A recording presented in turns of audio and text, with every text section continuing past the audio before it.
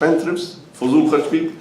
Allah says those who are spendthrifts, those who waste money, they are the brothers of who? Shaitan, Iblis. Shaitan forces us to waste our money, waste it in this, and does not give us tawfiq to spend it in the right place. And then Allah says, Walam yaqturu, and Ibadur Rahman are those who don't hold the money. Meaning, not just they're not spendthrifts, but they're also not bakhil, stingy. That the child is asking, Baba, can you get me this? No, no, no. Baba, can you get me? No, no, no. Everything is no, no, no, no in the house. So do not raise your children with mahroom. If you can afford it, you tell them. But if you cannot afford them, you tell them again. Look, son, daughter, Baba cannot afford this. He doesn't have the capacity to buy. When you grow up, inshallah, you can fulfill your desires. You know why midlife crisis happens? Midlife crisis happens because whatever we couldn't fulfill in our childhood days, whatever my father, my mother couldn't afford me when I was young, I try to fulfill it when I have the money. Because by the time you reach 50, I guess that's when they call it, you have enough money to fulfill your desires when you were 5, 6 years old. But at that time you have to be careful of spending money. And that is what Allah subhanahu wa ta'ala says, don't be stingy and bakhil, don't withhold money, don't store money. Because storing money is also not allowed in Islam.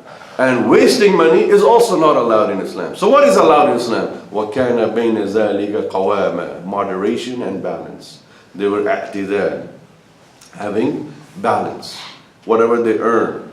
And there are numerous ahadith of Rasulullah where he said, I don't have time because we're running out of time, but these ahadith, what the mafhum, meaning of the hadith is, Rasulullah said, whoever is i'tidal, whoever is balanced in their finances, they will never be poor. They will never be sa'il, asking. You know how somebody comes up to you, brother, can you give me a loan? Why is somebody asking you a loan? Did you ever think about it? They're spreading their feet more than the capacity that they can cover themselves up. Yes, some people maybe definitely need, so they're asking for money. But some people are just taking loans to survive because they have increased their expenses more than their income. If we live a balanced life, we don't ever need to ask anybody for a loan. And this society, America, living the American dream, is built upon brainwashing people. Take a loan, take a loan. You know, what they're brainwashing from a young day. Now they're getting people hooked onto loans as early as high school. Take a loan for college. What happens when you take a student loan? It's an endless cycle. You know, right now in America, the biggest problem is college education loans. They say, oh, come, you want to study 4 years? Here, 5 years, study. We'll give you the money. 30, 40, 50, 60, $100,000. When you graduate, you start paying us. At what? 24.9% APR. You can never get out of debt. So the debt cycle, some good things about capitalism are that it gives competition, it gives increase to things, but some bad things of capitalism is based on debt processing, debt financing. Oh, you don't have something right now? Oh, no problem, take a loan, so that you never get out of this cycle. And that is what Rasulullah is saying. A dain, loan, just hearing the word loan would freak out the Muslims. What? Loan? No, I don't want a loan. Why? Because when janazah would come, the first question that Rasulullah will ask, not about the name or who this person is, the first question he said, Hal lahu dayn? Is there any loan on this person? Does he owe anybody money? If yes, I will not pray the janazah. Make sure the loan is paid off. Somebody's got to pay off the loan. $50,000. Who's going to get up and say, oh, Imam, I'll pay the $50,000. At least I get the Jannah. And that is why Rasulullah said that dain or loan is like a kind of disgrace. It's a disgraceful thing. Ibadur Rahman are people who manage their finances such they stay away from loan. They don't want any loan. They don't want to be in debt. They don't want to die leaving their son and daughter to pay somebody else and paying for centuries and generations. Living within means is part of Iman. Living in your capacity is part of Ibadur Rahman. That is what Allah is teaching. And please, my dear brothers, especially fathers, I'm asking you, I'm a father of 4 kids. As a father, I'm asking you, teach your children how to live in the means. If we don't teach them now when they're 5, 6 years old, we will not be able to teach them when we die, or before we die. It is now that we have to teach. You have a small toddler, a small child, teach them this ayah. That son, beta, baba, we have to follow this ayah. وَالَّذِينَ إِذَا أَنْفَقُوا لَمْ يُسْرِفُوا وَلَمْ يَقْتُرُوا. Because see what? If the children sees parents being spendthrifts, they'll grow up to be spendthrifts. If the children grow up seeing parents are balanced, moderate, they will also be moderate. If children grow up to see that their parents are always taking loan, always somebody's at our door, and I'm a 5-year-old, 10-year-old kid seeing, why is my father arguing with somebody at the door? Oh, he owes that person money. So what's going to happen? This child will either grow up to be the same way, taking loans just to fulfill his daily, monthly, weekly expenses, or not. So tarbiyah starts from bidayah. Give your children pocket money. I'm not saying give them $100, $200, even $5, $10. This is your stipend, this is your money. You got to live 30 days on this. And gradually increase it. As their age increases, increase it. And you say, well, why are you giving me now $20 when before you used to give me $5? Because back then you were young. All your expenses were taken care of by me. I'm your father. And I'm still taking your expenses. But then you were young, you didn't have that much. Now you're in high school. So I increase the stipend so that I make you live within your means. If their money finishes on the 10th and 15th of the month, guess what? You got a spendthrift in your house. Time to teach. And if their money remains to the next month, when you give the 1st of February, here's your stipend. Oh, Baba, I still have money from the last month. Oh yeah? You didn't spend anything? Nothing. And guess what? One more thing, my dear brothers and sisters. Teach children to give in the path of Allah. Whatever money they get, whatever money you give as a pocket money, stipend, anything, say, you have freedom to spend this money as you wish, wherever you want. But remember the criteria. Surah Furqan, the ayah that says, do not be spendthrift, do not be stingy, and be i'tidal. But you have the freedom to use this $20, $10, $5 where you want.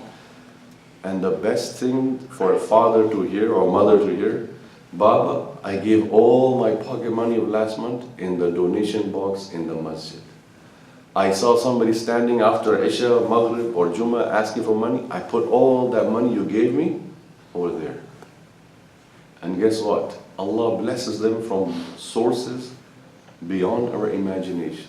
They win a prize. They win a bonus in school. They get a $50 check. Where did you get this from? Because they are in the habit of infaq fi sabilillah. We have to create a habit of our children of giving in the path of Allah. We don't need to teach somebody to give in the path of Allah when they're a full-grown human adult, grown-up person. Oh, now you have a job, now you have a career, now let me teach you how to use your money. No, teach them when they're 5-year-old. A 5-year-old son and daughter is spending money in the masjid in the house of Allah. When they're 50-year-old, they'll be giving $5 million in the path of Allah. Because they were groomed and nurtured and tarbiyah in that context. This is ibadur Rahman. This is the slaves of Rahman at best. And I stop over here because the next of the ayats are long. If life permits, some other day we'll come again and continue with that. But we end with this, my dear brothers and sisters in Islam, is a dua. I want to leave you with a dua. This is your homework for Fajr Breakfast Club. And the dua, memorize it, teach it to your children, teach it to your wife, your husband, anyone. This dua, you will always thank Allah for learning this dua. If you already know it, that's good. If you don't, then today you can learn it because this dua is directly connected to Surah Furqan, these ayats. Rasulullah ﷺ used to, it is mentioned in the hadith in Bukhari and Muslim, that Rasulullah ﷺ used to get up in tahajjud, and in tahajjud he used to make this dua. Allahumma ihdini li ahsani al-akhlaq, la yahdi li ahsaniha illa ant. Allahumma wasrif anni sayyi al-akhlaq, la yasrifu anni sayyi al-akhlaq illa ant. Translation, O my beloved Allah, guide me to the best of character, best of akhlaq, which no one guides to except you, O Allah, illa ant.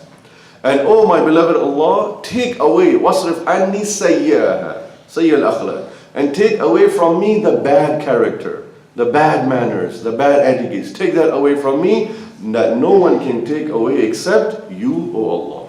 What a beautiful dua. Every day people ask, how can I better my character? How can I make my manners improve? How can I make myself a better human being, a better, well-mannered mu'min believer? How can people love my akhlaq? This is the number one question in the world today with every Muslim, right? Akhlaq, how can we improve our akhlaq? Start making this dua and Allah will send you from ghaib, nusra. You will see your akhlaq transforming overnight just because of the fadl of this dua. Again, I repeat, as Rasul used to repeat everything 3 times so you can memorize. And you can just Google it. It is there in many of the books of dua. But again, Allahumma اهدني لأحسن الأخلاق لا يهدي لأحسنها إلا أنت. Oh Allah, guide me to the best of akhlaq that no one can guide me to except you, O Allah. وَاصْرِفْ عَنِّي سَيِّئَ الْأَخْلَاقِ, or in another way, سَيِّئَهَا لَا يَصْرِفُ عَنِّي سَيِّئَهَا إِلَّا أَنْتِ. And take away from me the bad character which no one can take away from me. Look, in this dua, we are acknowledging that no one can take away my bad character except who? Allah, the one who created me, the one who blessed me life. He can take away from me the bad character. Because people run away when we have bad character. We want to attract people with good character. So this dua is essential. And the third and last time, Allahumma ihdini li ahsani al-akhlaq la yahdi li ahsaniha illa ant wasrif anni sayyi al-akhlaq la yasrifu anni illa ant.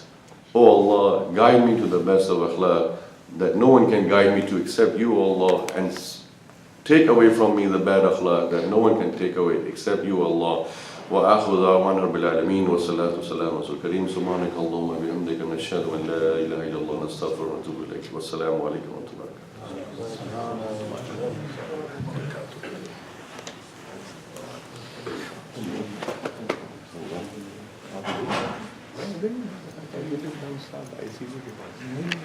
وبركاته.